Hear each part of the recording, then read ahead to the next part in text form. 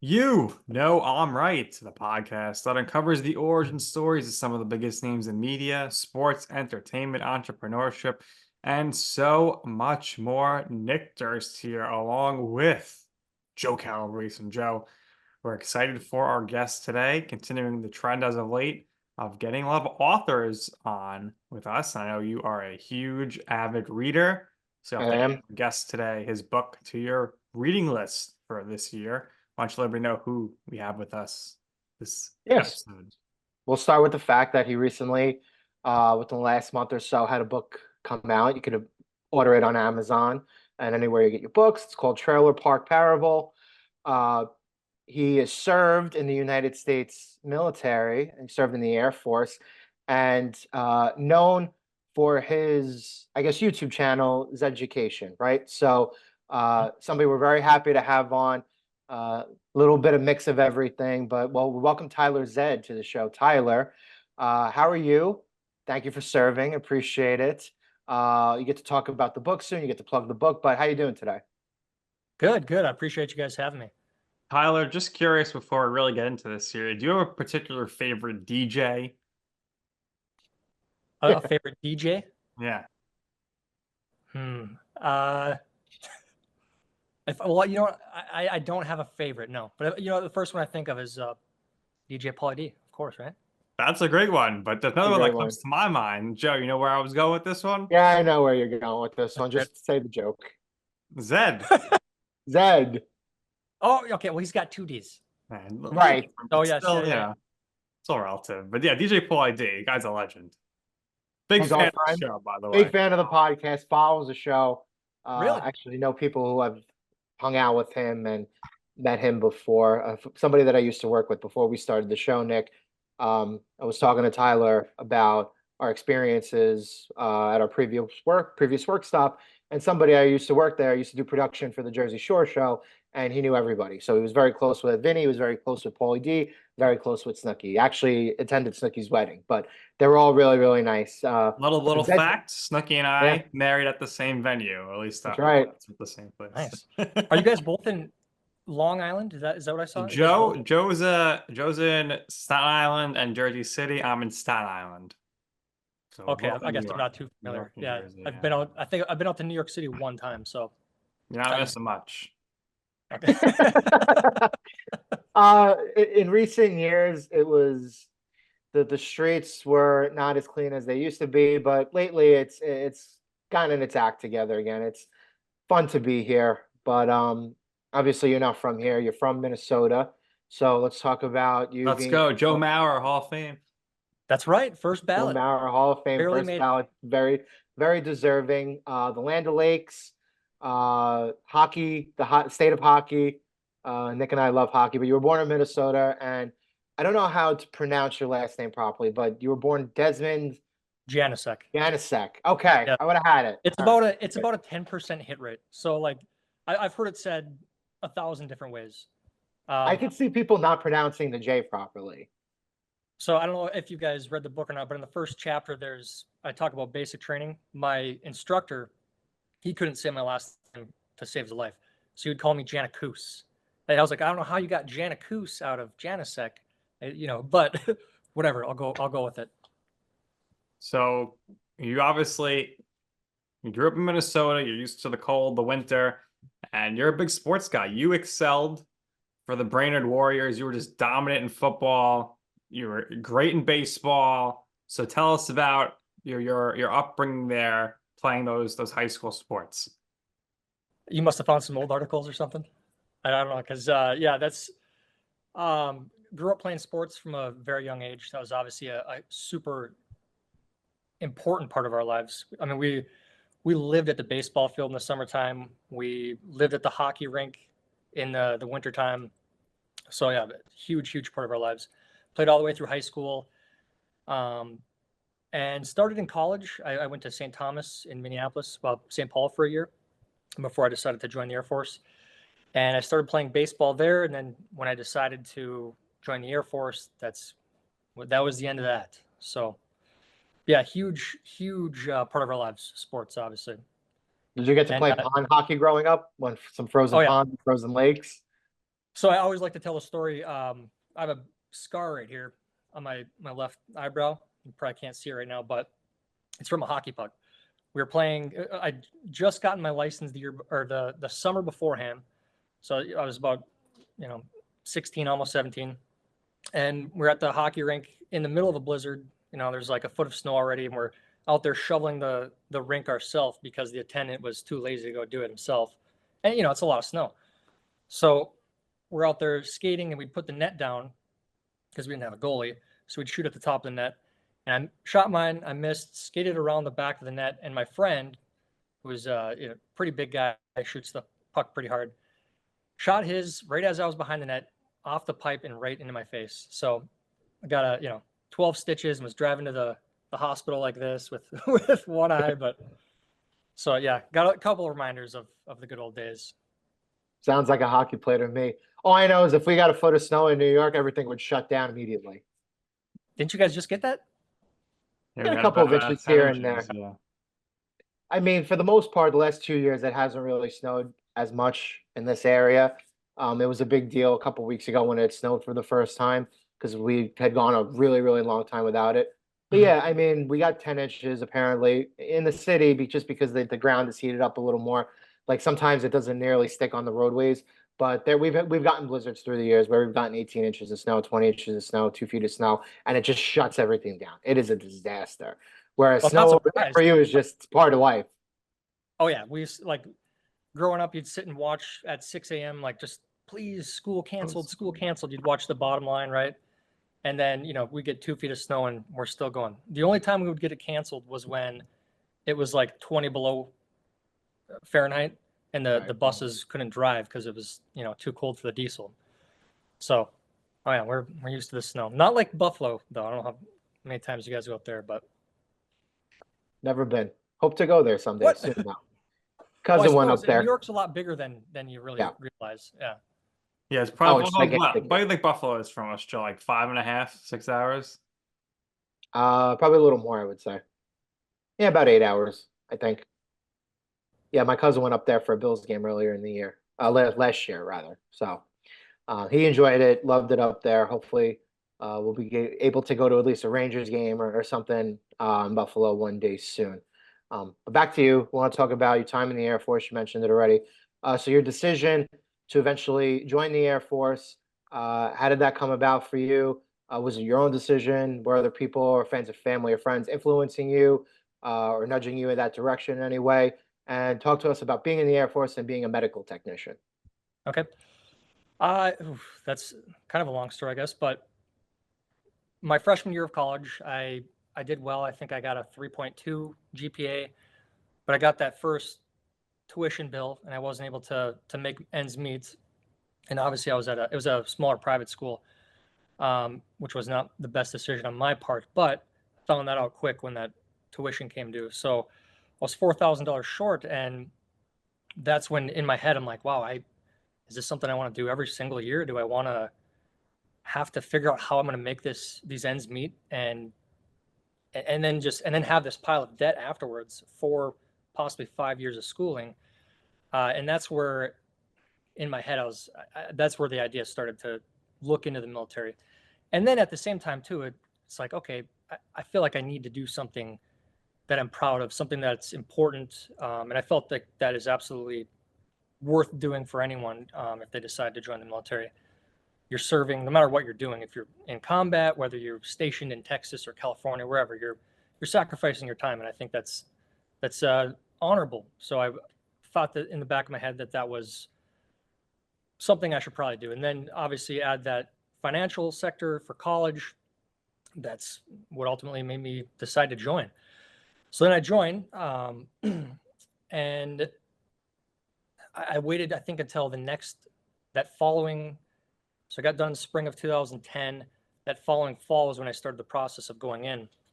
And then the following March, because I worked as a ice hockey rink attendant for the winter, which was an awesome gig. Then March of 2015 is when I flew out to join the Air Force. And I remember, here's kind of a funny story. I know you guys like sports. So one of my the guys that I ended up being really good friends with in basic training, we didn't sleep like that whole night. Because we just sat and talked about baseball. He was a huge Braves fan. So we bonded over that, and we kind of like kept each other's nerves at ease, talking about how great, the Andrew Jones and Chipper Jones days were, and what the Twins could have been, this 20-game losing streak that it ended up being. Obviously, it was. But so we didn't sleep. That next morning, we get on the plane to fly out from Fargo, and we were supposed to fly to Colorado and then to San Antonio. And as we're on the taxiway to go take off, smoke fills the cockpit.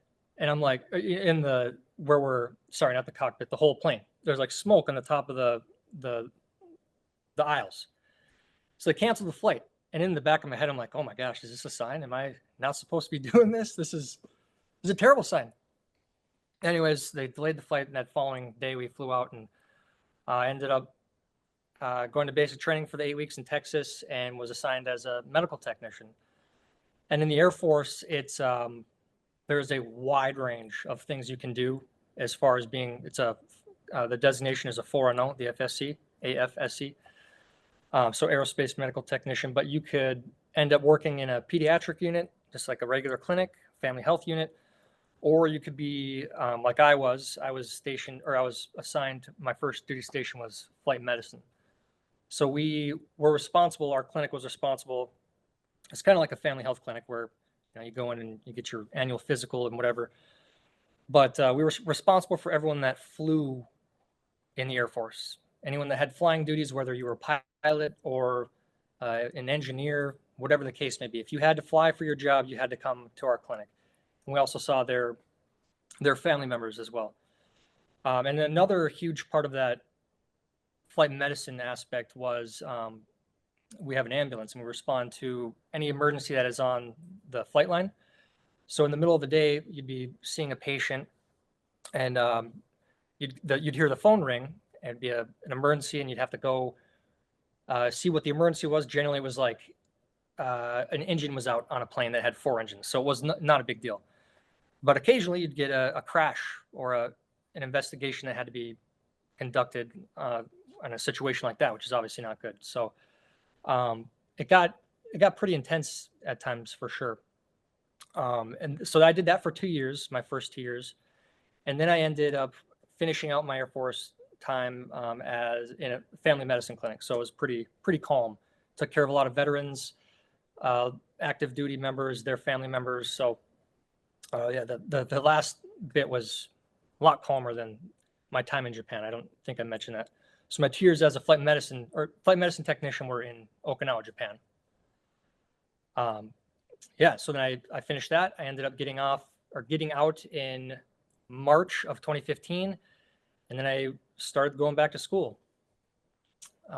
Went to University of Minnesota for about a year and a half. And then after that's kind of when I started dabbling in YouTube and social media stuff.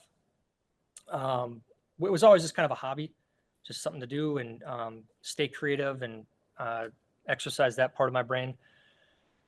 And then as I was doing that, going to school, I got an opportunity to go to a training for air traffic control. So I did that for about a year and a half. I was training to be an air traffic controller in Oklahoma City. And it's kind of like the military in that you don't really get a say where you go. So I finished the training and then ended up going to Oakland, which was my assignment, my duty station. And then while we were out there, my wife and I were there for probably close to a year. We just decided we didn't want to be away from family here in Minnesota. And we made the decision to move back. I had to give up my training position as a controller. I would have probably had about 3 years of training left. So it wasn't even guaranteed that I had a job. So we left there and ended up moving back to Minnesota. And that's kind of where YouTube just kind of took off. And that's where we are today, like 5 years later. So how did you come up with the Tyler Zed moniker? And when did you really kind of launch the Zeducation YouTube channel? How would you say that has kind of morphed from what you started it as to what it is now? And is that pretty much, what you're making your living off right now, the YouTube channel? Yeah, that's a great question. So my middle name is Tyler, and my Des is what people call me. So Zed is Des backwards. So I thought it was kind of clever. And obviously, you know, you asked how you say my name. It's not easy to say. So I was like, yeah, let's make this a little shorter. You know, let's make this a little easier to say. So that's how I came up with it. And then how did Zeducation start, and where was it for where it started to where it is today? It's definitely a lot different from where it started to where it is today. But as to how it started, it started out actually as I was writing satirical articles with a friend, and we were kind of, you know, playing off the Onion and now the Babylon Bee, if you guys know who they are. So we were writing stupid, funny articles like that. It was called The Garlic. And I had another friend who was very active on social media, and he was more into current events and stuff like that. And he saw what I was doing and asked me to, you know, do a couple things with him. And next thing you know, we were making funny videos, and this is all pre-Zeducation. And during that time, this was probably 2017, 2018, he kind of took a different route. I always wanted to keep things light. I wanted to be humorous with things I created, even if it did have a political slant. I didn't want people to, I didn't want people leaving my channel with their blood pressure through the roof, and I didn't want people, you know, I didn't want to add too much to that rhetoric that's already out there. And it's a fine line. I know that happens sometimes, but anyways, he took a different path. I wanted to keep doing humorous videos, but still talk about important things. So I created Zeducation in the fall of 2018. And I never had the goal. I think everyone has a goal to continue to grow, but I didn't foresee what it became. But it was always a hobby. And my goal was just to create videos that people wanted to watch. And then always try to make something better each video. I don't know if you guys listen to Mr. Beast, but that's one thing he always preaches.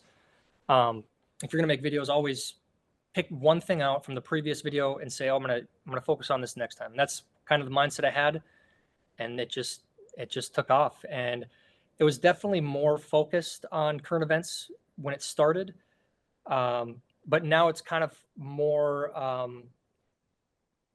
pop culture, current events, internet culture, obviously memes and TikTok, stuff like that. So yeah, it is. If anyone that has watched it from the start, you can definitely see the transformation. So and yes, I do this full time. Very nice. So would you say there was a certain period where the channel really kind of took off and accelerated growth wise? And really, just how surprised are you now at this point with the success the channel has become? I'd say I'm very surprised, because I feel like I said, I've always viewed it as just kind of like a creative outlet, something that I have to do. If I'm not exercising that part of my brain, I just don't feel like I'm fulfilled, I guess, if you want to say. It's kind of a weird thing, but I am surprised, because I'm reacting to, like I said, internet culture, memes, stuff like that, and it's gravitated. A lot of people like it, people enjoy it, so it's kind of surprising that it's awesome to get to do it every day. And when did it explode? I would say when I started the You Laugh You Lose series, which is the Sunday series. People absolutely love that series, and it's not too in your face. It's lighthearted. And I think people enjoy that. I think people want that relief. That they enjoy it, obviously. So that's when it really started to take off. And now we're really close to episode 200 of that. So that's almost 4 years of that series every Sunday. So, and I think I missed 2 Sundays, which were times I was fishing. So That's great. Nick and I are approaching episode 300 with this show. So we know the process it takes to put everything together and to do it consistently. So the fact that you're seeing remarkable consistency and success with this is terrific. Absolutely agree with you there. Let's talk about your book, because before you mentioned that this kind of all started with doing goofy article writing and more short form article writing, right? So there's a noticeable difference between just kind of getting like a short form, whether it's serious or satirical, there's a difference between writing shorter stuff as opposed to writing longer stuff. So your book, I mentioned at the top, Trailer Park Parable, a memoir of how three brothers strove to rise above their broken past, find forgiveness, and forge a hopeful future. Released in paperback, according to Amazon, on January 30th, 2024. So not too long ago here. But I want to talk to you about the process of writing a book, allocating time for the book, right? Because when you're writing a book, there's an extensive process behind it. It's like you got to write every day. There's the process of editing stuff and going through the publisher and all that, and all the little things along the way to get it published, right? So explain your process behind writing the book. Where did the motivation come for it, and ultimately how it got published? Okay. So I have to go back a little bit even, and this is kind of in the book too, but going back to when we were kids, we were always very, very creative. We were always making movies. We were always trying to make cool things that we liked and things that we were proud of and things that we wanted to share with others. So we always had that as a part of us. We always wanted to make cool things. That's, we wanted to make things that we're proud of, like I said.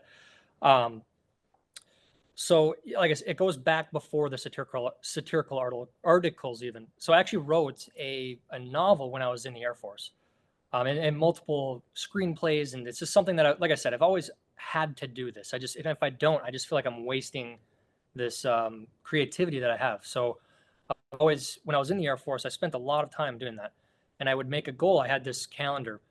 So for anyone that writes, I think it's so important. Like you said, this process, you have to figure out a process and you have to stick to it. And you guys know this with a show. Like if you skip a day, you skip a show, it's easy to be like, we'll skip the next one too, or So just like working out, you have to do that with writing.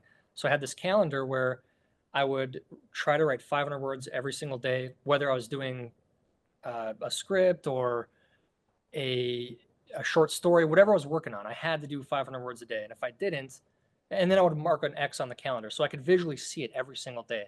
And if I didn't, like I got this, it just felt bad. It felt like I was failing myself. I felt like I wasn't practicing. I wasn't getting better at writing. Because I have all these ideas that I want to do, but I know that in order to do that, I have to become a better writer. So it started back then. And I wrote this novel. It was probably 70 or 80,000 words. And I was so hopeful with it. It's kind of a satirical, if you've read Catch-22, it was like a modern day version of satire on the modern day military. And I was so proud of it. And I sent it to like 10 agents a day and publishers. And I got, out of like 200 or something that I sent, I got 2 requests for like a chapter, and they both passed on it. And it was just it's the feeling of dejection, right? It sucks. It felt like I failed. It's like, this thing's a piece of crap. I spent literally hundreds of hours of my life on it. And then I kind of just gave up for a little bit, almost a whole year of not creating anything. And then that's kind of when the satirical articles came about, because I met another friend named Daniel, and he sparked this creativity again, and we started that site together. And then this story, this Trailer Park Parable, that has been something that I felt like I've wanted to share with people for a very long time, because it's a story about, childhood trauma, addiction, but also overcoming that and dealing with it. And I think that's something that a lot of people can relate to. Everyone, for better, I shouldn't say for better for worse, but sadly, tragically, we deal with this all the time. Addiction, whatever you want to say, fentanyl, opioids. It's a very big part of our society, unfortunately. And I wanted to share that story just because I feel like sometimes with when you talk about current events or anything, it doesn't feel as positive as you want it to be. And I wanted to put something positive out into the world, and I think that this was this book. So it was, I think last year, 2 years ago, I made the same exact commitment to myself as I did with that calendar. Instead of a 500 words a day, I wanted to write 1,000 words a day. And I had an idea of how I wanted to structure the story. And that's what I did. So for the next 2 months, that's what I did every single day. I would do my YouTube stuff in the mornings. In the afternoon, I sat down, I blocked everything out. I turned my phone off, and I wrote 1,000 words a day. And then I reached out to an agent, and obviously with better luck this time. So she loved the idea. She read the first 3 chapters. She helped me edit it. And then her and I put together this package, some sample chapters, so what the themes are, who the audience is, the target audience, stuff like that. And then she went out and she sent this package to publishers, where ultimately we landed with Post Hill Press, who ended up publishing the book. So yeah, getting to see the whole process was kind of a dream, honestly, because this is what I wrote this book, 5 years ago. That was a failure. And I dreamed of seeing how this whole thing would play out. How could I get people to read my book? How could I find an agent? How could I find a publisher? How could we get it into stores? Like, that's every writer's dream. So to see this play out was great. And I think the most important thing with it all is seeing how people have responded to it so far. It's been pretty overwhelming and in a positive way. So yeah, it's been a great experience. Yeah, now that you have this book out, those other agents from 5 years ago, they're gonna be coming back to you now. Hey, you wanna come back, come out with this book now that you have success? We're on the YouTube channel. It's behind you, isn't it, on the bookshelf? This is the book, yes. Yeah, show us. Get a close-up of it. There you go. There we go. You guys see the sandals, the socks and sandals? Yes. Oh, yeah. The trailer park style back in the day. So Tyler, in your life or your career, what would you say is your I'm right moment? What I mean by that, it's a time or place where you wanted to pursue something. You asked somebody for advice. They said, Tyler, that's an awful idea. You don't want to do that. You were like, you know what? I'm going to do it anyway. I'm going to follow through with this. I think it's going to work out. And in the end, you will see why it is that I'm right. Ooh, that's a great question. And I know exactly that moment. I actually have had this conversation a few times this past couple of weeks. I remember starting YouTube and people, friends, distant friends who they weren't necessarily rude to my face about it, but there was this vibe, I could tell, like, oh, what are you guys doing? Like, that's so silly. You're putting your face out there and you're making these silly videos. What are you stupid? Don't you care about what people think? And I remember those people I'm not going to say who they are, obviously, but those people who thought it was silly. And then now come full round when there's more than 1 million subscribers and the book is, I would say, so far a success. Again, people have liked it. And those same people absolutely, reaching out and wanting to be a part of it in a way, oh, congratulations, this is amazing, this is awesome. And it's like, okay, well, I appreciate it, but you didn't always think that. And I kind of have lost a little bit of respect for you, and it's not how friends should treat each other. If this is what I'm going to do, you should say, all right, well, I support it, I'm your friend. So I guess that, yeah, recently I've had that moment. I'm right. I like that. It's our basically, I told you so, or I got you moment. Yeah. I There's a have to say, good I don't ever say that just because, but in the back of my head, yes, it's like, I told you so. Well, you're at millions of subscribers now, and for a lot of people, it takes a really, really long time to get there. For you, it took a couple of years, a little hard work, doesn't hurt. But Tyler, we appreciate your time. We thank you for your previous service. We all have people in the family who have served before, so we thank you for that. We wish you the best of luck moving forward with everything, your YouTube channel. Definitely would like to order a copy of your book. So if you guys want, I'll send you one. I'd love for you guys to read it. Yeah. Autograph. Could you make? Yeah, I was gonna say, put like a little. You don't have to think about it. Just like a little note and a signature.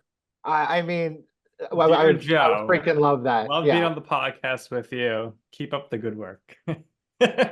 Yeah. No, honestly, I appreciate you guys having me. Truly, like, I think you guys are one of the first shows that reached out. So yeah, I really, really appreciate you guys having me.